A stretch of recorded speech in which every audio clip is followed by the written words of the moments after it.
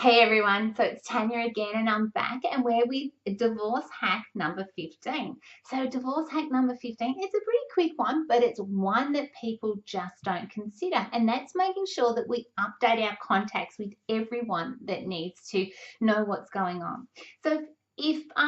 doesn't matter whether you're still in the house and your ex has left, or whether it's you that's left and your ex is still in the house, it's really important to make sure that all of the primary carers of the children, so whether that be creches or schools or sporting facilities,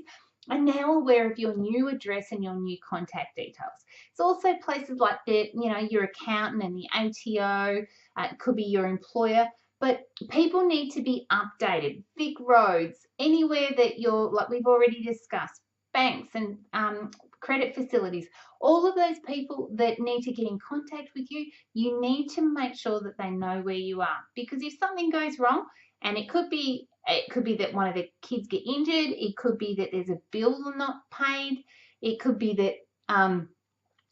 there's, if you own your own business, that unfortunately ASIC's trying to get you, and it could be as simple as just paying a bill but you've missed it. You need to make sure that all of these things are updated, because the last thing you want is anything unforeseen to happen. You want to make sure that you're in control of the situation, and to do that, everyone needs to know where they can get you and they can get your partner.